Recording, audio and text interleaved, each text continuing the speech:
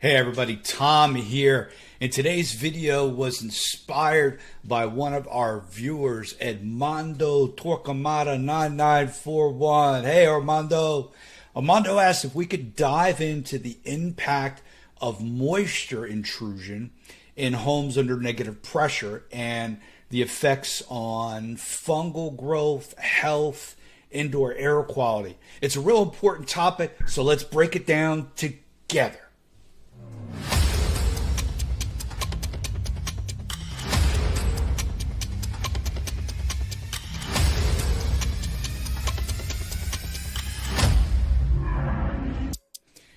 Hey everybody, and welcome to ProCalcs University. I'm Tom Platania. We're going to do some fun things on our upcoming videos. Can you guess where this hat is from? Every week I do a video, I'm going to wear a different hat for my wife and I's travels. We've traveled to 43 states. We've traveled to tons of countries in different cities. And I'm going to wear a different hat from each location. And I want to see if you can guess where the hat's from. And at the end of the video, we're facts, and we're going to reveal the secret locations. All right, so today we're talking about Armando's comment on infiltration, moisture intrusion in homes under negative pressure. Now, being with ProCalcs for so many years in the HVAC industry, I have seen this cause and wreak absolute havoc on homes, especially in very humid climates. If it's not a humid climate, it's not as big of an issue because obviously with humidity, we bring the moisture, and of course mold and fungus and stuff like that loves moisture in dark places. So it's a huge issue when we come to that. Now, some studies that you'll see out there can show that homes can actually pull up to 10 gallons of moisture per day through tiny cracks and leaks. Now, obviously, that has to be in a humid climate. South Florida, parts of Texas. I mean, there's even places on the East Coast. Not too many places on the West Coast, which is one of the reasons my wife loves Southern California, because the humidity is so low and the temperature is so beautiful. But in your more moist climates, this is a big issue, especially South Florida. That 10 gallons a day is a drop in the bucket for us. Now, let's talk about what negative pressure is. Negative pressure happens when there's the air pressure inside your home is less than the pressure outside. And what happens is the air outside then pushes itself in through the cracks, the crevices, anything that leaks in the attic and roof, depending on the type of insulation you have.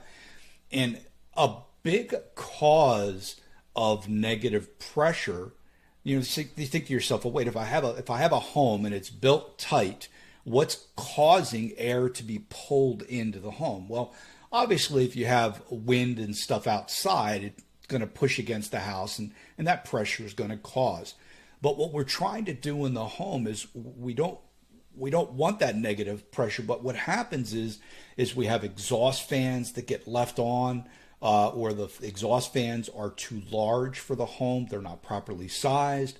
Another big issue, which is why we're part of this, is air conditioning ductwork, improperly installed, improperly sealed, can actually create a huge negative pressure in the home. And the way it does this is if we're pulling more air from the return in the home, so the air conditioning system pulls air from the house, puts it through the filter, runs it through the air handler, and then brings it back into the individual rooms. Well, if the return is, let's say the air handler's in a closet and the return's right there, so 100% of the air is coming from the house, but the air flows through the air handler into the ductwork.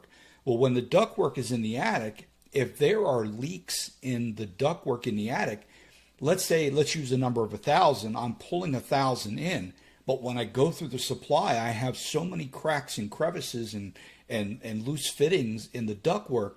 I end up with 800, we'll call it CFMs, cubic feet per minute. I only have 800 coming out of all the grills. So I have more air pulling into the air handler and less air coming out that's escaping into the attic. And that causes one of the causes of a house being under negative pressure.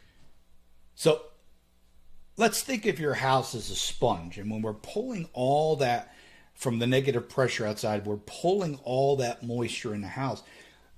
We know that there's things in our house that are very porous. There's couches, there's clothes, there's drywall, there's rugs, there's all kinds of things that we have in our house. And what they do is they absorb that moisture. And when they absorb that moisture, that's where we start to create that path to mold, bacteria, or fungal growth. Now, some of the things that you can look for to see if you have a very large negative pressure is, are doors harder to open or close than they were? Do you hear whistling noises around windows and doors? Do you have excess humidity and condensation on the windows? That's one of the reasons that causes the condensation on windows. Not the only reason. That's one of the main reasons that it happens. Or do you notice unusual drafts or cold spots in the house? Now, when you walk through your home, I think a lot of us have an issue, and we did a video that we'll put up here that goes back to talking about hot and cold spots in your house.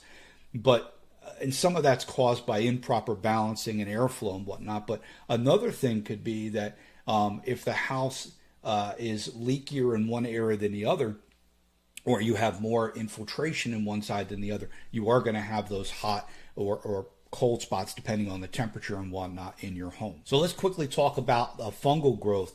Now, the moisture encourages mold and mildew. Now, negative pressure can draw moist air from the outside, from damp spaces and whatnot. And when the air comes into contact with cooler surfaces, it condenses. And that condensation, the moisture on there, it ends up being a perfect environment for mold and mildew to grow, especially if it's in a darker place in the home. You can still see it in very bright areas, but mold and mildew bacteria, they love darker places and they love moisture. So once we start that, you can also have a lot of hidden growth in between your drywall. That's a big part. If you have a lot of leaks in the outside that get into between the drywall and the framing, you can actually have tons of moisture and condensation. I think we have some pictures that we'll be putting up that show some walls that have that mold growth on them. And actually you can see one line on this picture up here. You can see a line down the wall where the condensation is actually behind the wall, causing that streak to go down. So you may not see it all the time, but you can tell after it's too late that it's already there. So that's a big factor.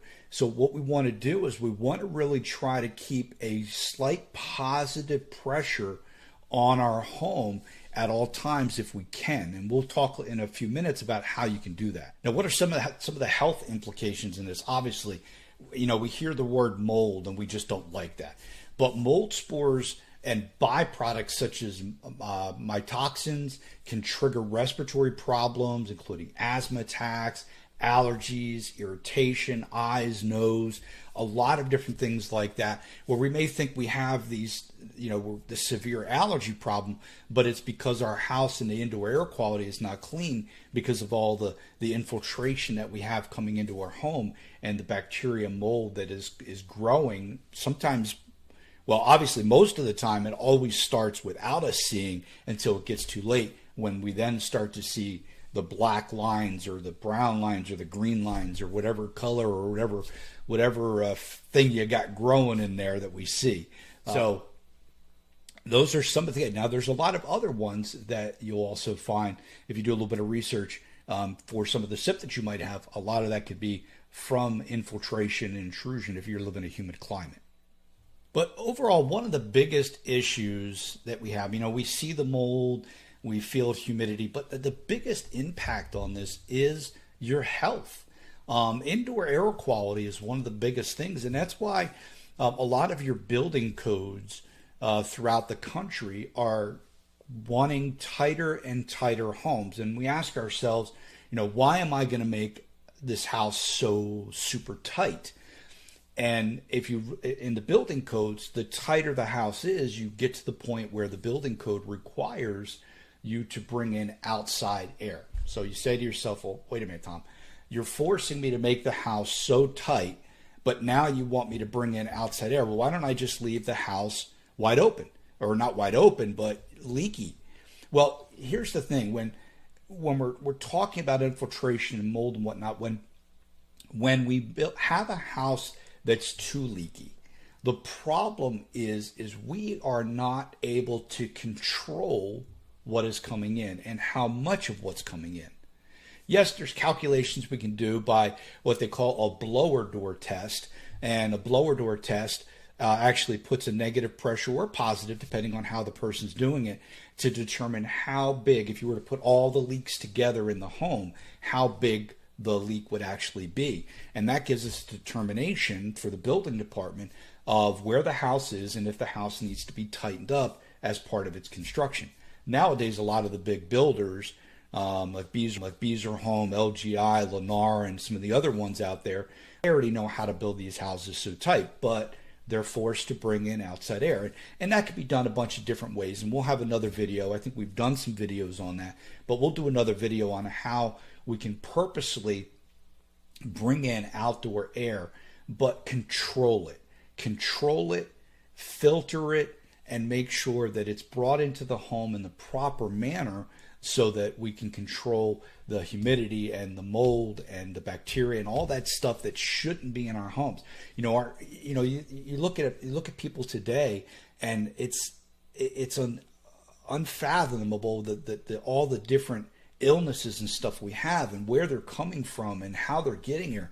Well, this is definitely one of the bigger problems that we have with so many homes and all the toxins and stuff outside, and that stuff is getting into your home.